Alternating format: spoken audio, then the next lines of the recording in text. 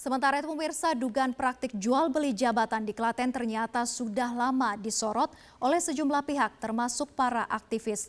Mudahnya sang bupati nonaktif Sri Hartini menjual jabatan di bawah kepemimpinannya menjadi salah satu bukti kuatnya dinasti politik yang telah langgeng selama 2 dekade terakhir.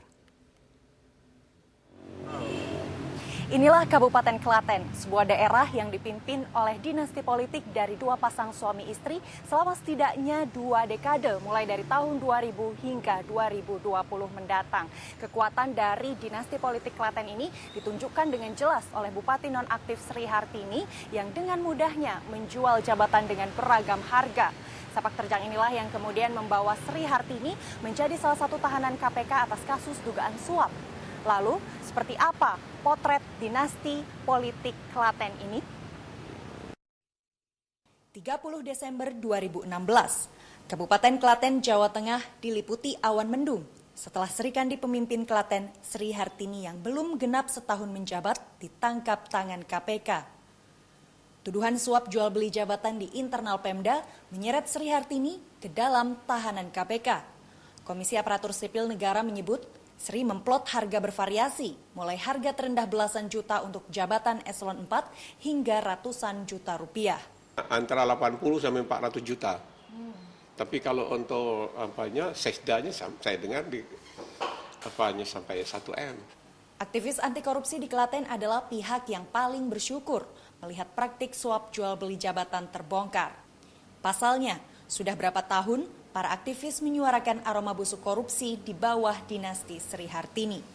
Hampir semua orang tahu bahwa untuk menduduki posisi tertentu itu nggak gratis. Jadi tetap ada hal-hal yang mesti harus dibayar. Ya. Jadi tidak ada yang gratis.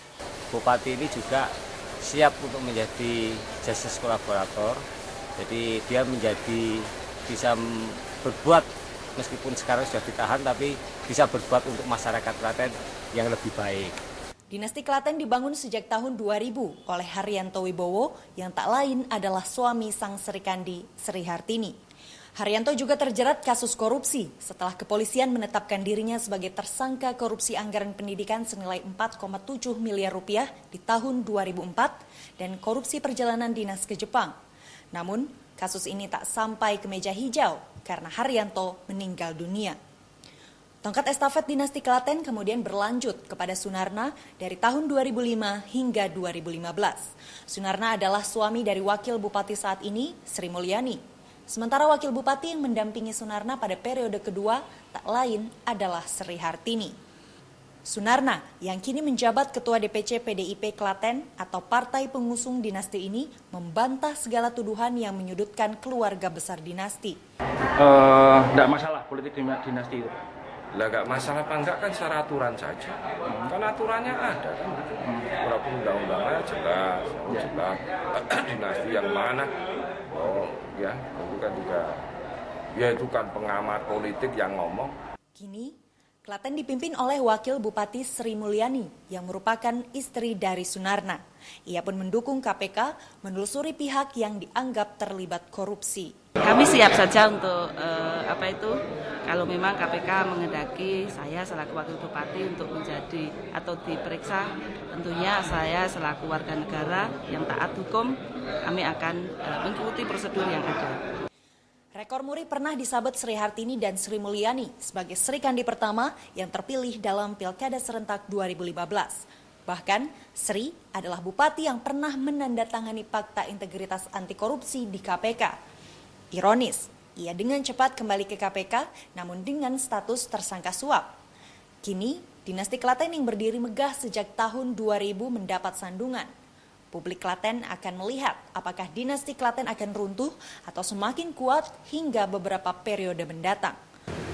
Dinasti politik di Klaten memang didirikan secara sah melalui pemilihan yang sah. Ini terbukti pemilihan dimenangkan oleh orang-orang yang ada di lingkaran Bupati nonaktif Sri Hartini selama 4 periode. Namun sayang, pada faktanya dinasti politik ini malah memberikan kemunduran bagi demokrasi yang sudah berjalan di Klaten dan menodainya dengan praktek-praktek korupsi.